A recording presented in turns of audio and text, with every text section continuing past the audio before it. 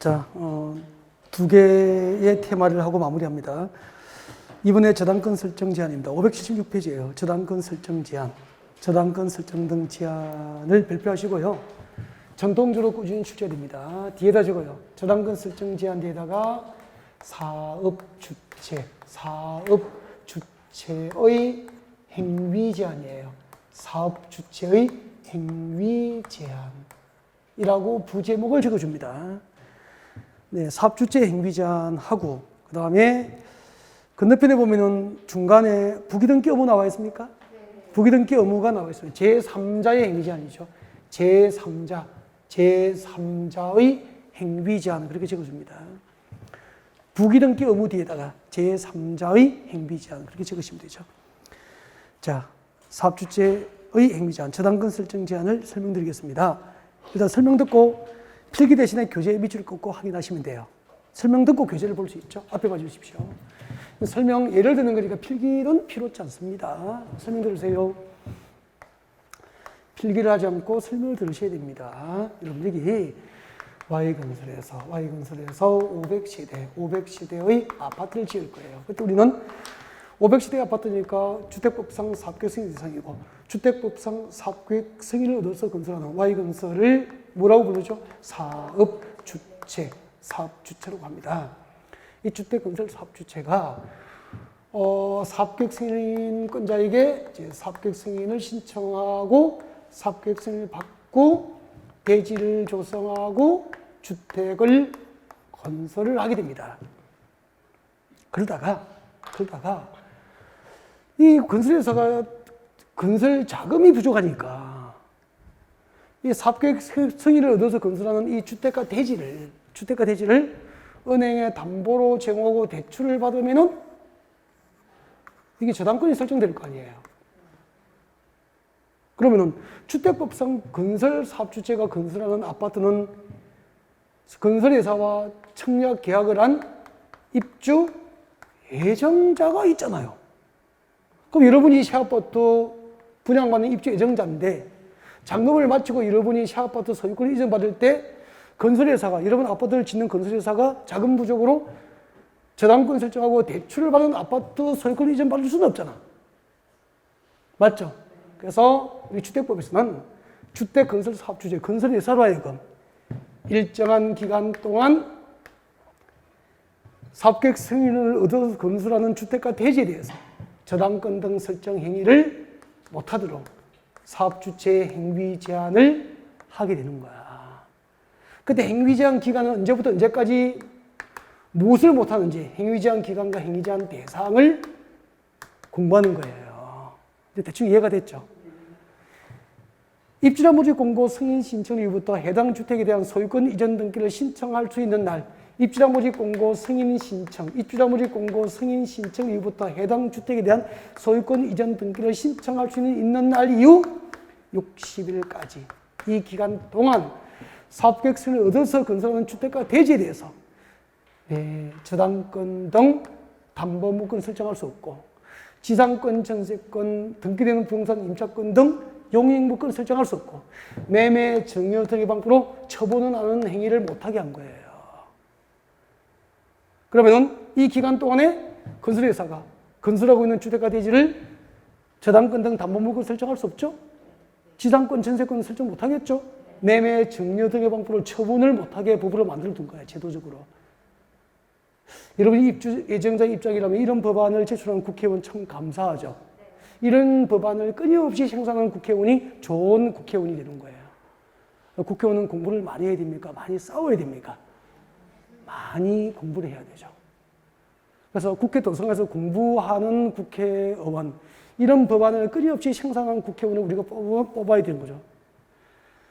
잘 뽑기 쉽지 않잖아. 시장에 가서 손 많이 잡아준 국회의원을 뽑아버리고 막 그러잖아, 우리가. 그보다는 이런 법안을 실제로 생산해서 우리의 권리를 지켜주는 사람들, 그런 국회의원을 뽑아야 되는 거죠. 보겠습니다. 교재 보세요. 1번 사업 주체는 주택건설 사업에 의해서 건설된 주택가 대지에 대해서 미칠까요? 입주자 모집 공고 승인 신청 이후부터 줄 잘 끄고 있죠. 입주자 모집 공고 승인 신청 이후부터 입주 예정자가 그 주택과 대지에 대한 소유권 이전 등기를 신청할 수 있는 날 이후 며칠까지? 60일까지. 이게 제한 기간이 되는 거예요. 제한 기간. 입주자 모집 공고 승인 신청 이후부터 해당 주택에 대한 소유권 이전 등기를 신청할 수 있는 날 이후 60일까지. 이때 소유권 이전 등기를 신청할 수 있는 날이라 하면 가로원해 줄 거예요. 사업주체가 입주 예정자에게 통보한 입주 가능일을 말합니다. 이게 또 나온 적이 있어. 이 경우 소유권 이전 등기를 신청할 수 있는 날이라 하면 사업주체가 입주 예정자에게 통보한 입주 가능 일자를 말한다 이 말이야. 이 기간 동안 입주 예정자의 동의 없이 미칠 거예요. 다음 중 한 개 다른 행위를 못한다. 제한 행위가 몇 개 있죠? 3개. 기역, 니은, 디귿을 묶어서 제한 행위. 이 3가지 행위를 사업주체가 못하는 거야. 건설회사가. 언제부터 언제까지? 입주자 모집 공고 승인 진출 이후부터 해당 주택에 대한 소유권 이전 등기를 신청할 수 있는 날 이후 60일까지 기간 동안 기역, 니은, 디귿을 못하는 거야. 기역 줄 거요. 저당권, 가등기, 담보권 등 담보물권 설정 행위를 못합니다. 니은번에 줄 거죠. 전세권, 지상권, 등기되는 부동산 임차권 설정 행위를 못합니다. 진짜 조심해야 될 거. 임차권 하면 틀려요. 부동산 임차권에도 틀려요. 등기되는 부동산 임차권 설정 행위를 못해요. 알겠죠? 등기되는 부동산 임차권 설정 행위를 못해요. 이게 제일 핵심이에요, 핵심. 임차권 하면 틀려요. 부동산 임차권에도 틀려요.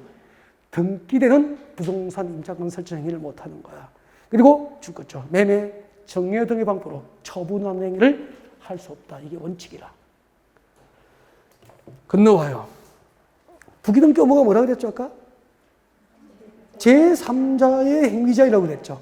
제3자의 행위자이라고 했습니다. 제3자의 행위자인데 설명을 들어야 이해가 돼요. 교재를 볼 수 있거든요. 그래서 현장을 봐주시고요. 설명 들어요.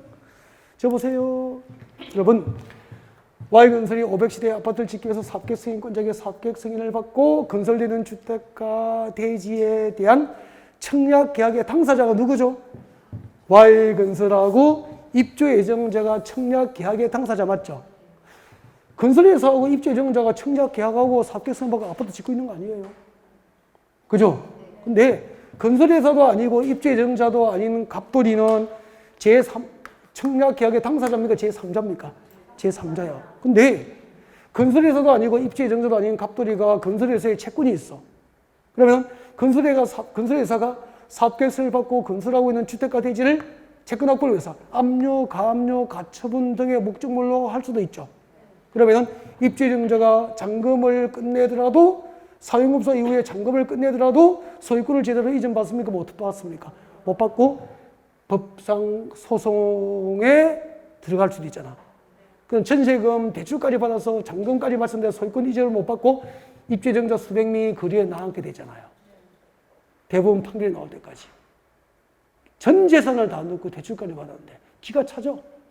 그래서 주택법상 사업계획서를 얻어서 건설되는 주택과 대지는 건설 사업주체나 입주 예정자가 아닌 제3자에 의해서 압류, 가압류, 가처분 등의 목적물이 될 수 없는 재산임을 사업주체자 하여금 소유권 등기에 부기등기를 하게 했고, 부기등기 이후에 압류 등 법률 행위는 재판 없이 무효로 한다라고 법률을 국회에서 만든 거야. 그럼 부기등기 이후에 압류하더라도 법률 행위는 유효합니까? 무효가 됩니까? 무효. 압류 등을 건설회사나 입주 예정자 아닌 제3자에 의한 압류 등을, 가압류 등을 막을 수 있는 제도적 장치로서 제3자의 압류 등 행위를 막기 위한 제도가 부기등기 제도다 이 말입니다. 이해가 됐죠? 핵심이 뭐냐면은 여러분 아파트 짓고 대지 조성합니까? 대지 조성을 먼저 합니까? 그래서 대지하고 주택은 부기등기 시기가 다르거든. 구분하는 게 핵심이다. 책 봐요. 부기등기 의무 읽어드립니다. 저당권 등 설정을 제한할 때 사업 주체는 동그라미예요. 사업 주체. 이때 사업 주체는 적어요. 동그라미하고 등기 의무자입니다. 부기등기 의무는 입주 예정자에게 있습니까? 사업 주체에게 있습니까? 사업 주체에게 부기등기 의무가 있다 이 말이야. 등기 의무자는 사업 주체야. 사업 주체는 줄 쭉 꺼도 괜찮아요. 해당 주택과 대지가 입주 예정자의 동의 없이는 양도 제한물을 설정하나 압류, 가압류 등의 가처분 등의 목적물이 될 수 없는 재산임을 소유권 등기에 부기등기해야 한다. 누가? 사업 주체가. 다만 줄 거예요. 사업 주체가 국가, 지자체, 주택공사, 공공기관이거나 해당 대지가 사업주체의 소유가 아닌 경우에는 부기등기를 합니까? 국가 등은 부기등기 의무가 면제됩니까? 국가 등은 부기등기 의무가 면제되는 거야. 넘겨요. 빨리 넘겨요. 넘겨서 동그라미 3번 오십시오. 동그라미 2번 필요 없어요. 동그라미 3번 오셨습니까? 부기등기 시기 나와 있죠? 별표. 부기등기는 동그라미 3번입니다. 부기등기는 줄 거요. 주택 건설 대지에 대해서는 주택입니까? 대지입니까? 대지 동그라미. 대지는 줄 거예요. 입지자 모집 공고 승인 신청과 동시합니다. 입지자 모집 공고 승인 신청과 동시에 부기등기를 해야 되고 건설된 주택에 대해서는 줄 거예요. 대지입니까? 주택입니까? 주택 동그라미. 건설된 주택은 언제? 소유권 보존 등기와 동시합니다. 4번 꼭 읽어야 돼요. 미칠 거예요. 부기등기의 효력. 부기등기 이후에 해당 대지나 주택을 양수하거나 지압물권을 설정받는 경우 또는 압류, 가압류, 가처분 등의 목적물을 하더라도 그 효력은 취소 대상입니까? 무효입니까? 무효. 부기등기 이후에 압류 등 행위는 무효로 한다. 재판 필요 없겠죠? 네.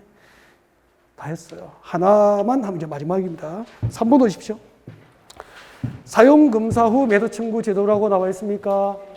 사용검사 후 매도 청구 제도는 한 5년 전에 신설됐는데 너무 자주 시험에 나오고 있어요. 내용도 없어. 딱 진짜 이거 수업 듣고 한 문제만 풀면 되는데 시험에 자주 나왔다 이 말이야. 사용검사 후 매도 청구 일단은 발표해놓고 설명 듣고 교재 밑줄 긋고 수업 마무리. 거기 들죠?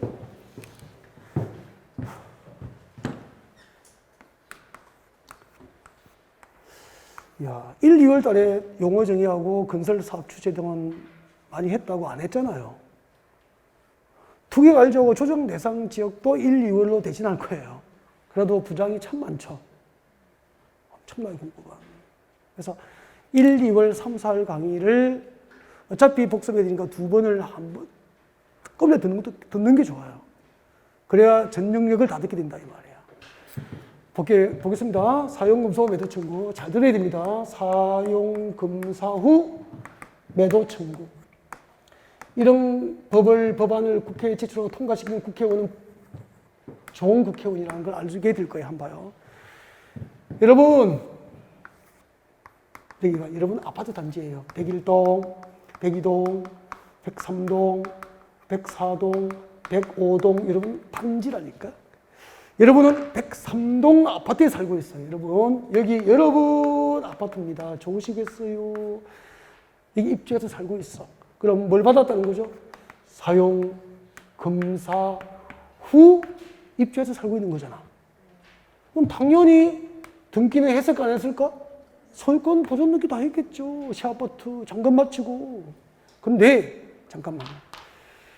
아 진짜 103동 아파트 밑에 딱 10제곱미터 있잖아. 10제곱미터의 대지에 대해서 누군가가 조상님 땅 찾기 해가지고 소유권 이전 등기, 여러분이 소유권 이전 등기 한 것을 말소하는 소송을 한 거야. 소유권 이전 등기 말소 소송을 해서 승소 판결을 받아버린 거야. 그럼 이분이 10제곱미터에 대해서 실소유자가 된 거 맞죠?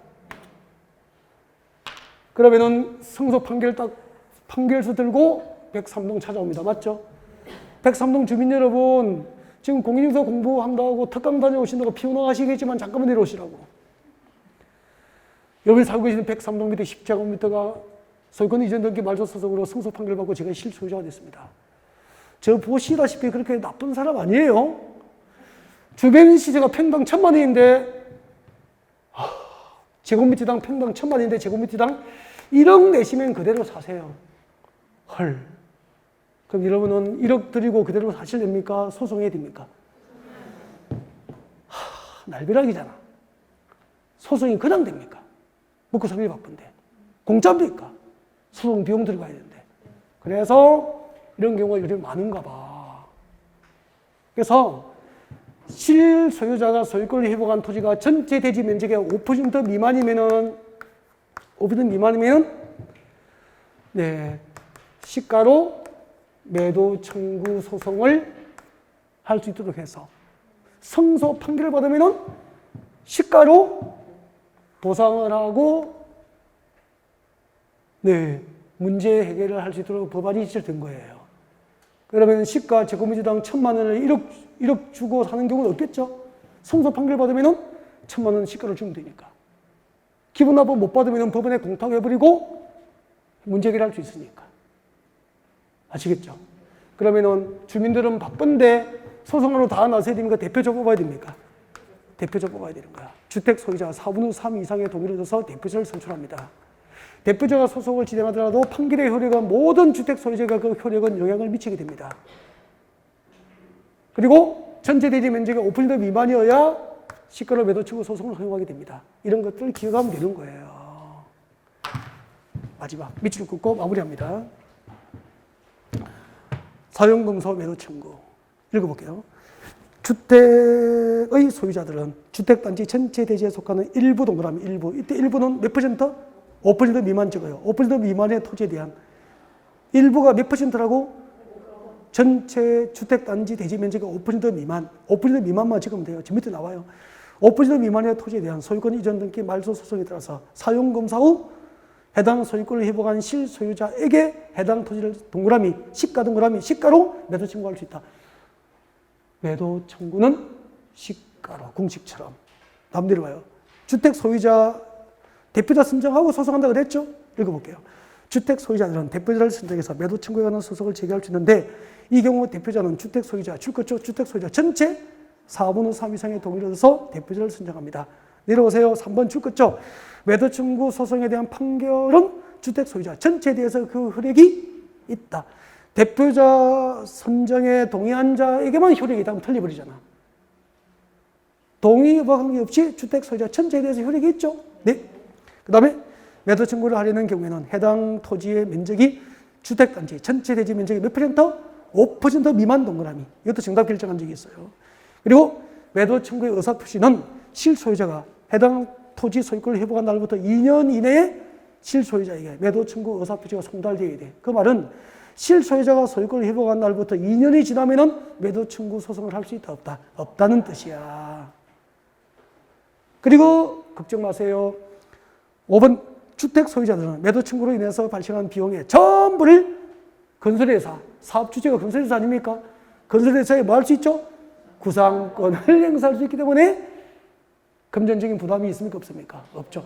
그러니까 봐요. 이게 여러분 조상님들 내 땅 찾기 운동 등도 있고 이렇게 해서 그리고 자기 작은 평수지만 땅값이 비싸면 자기의 권리를 찾으려고 하는 사람이 있는 거야.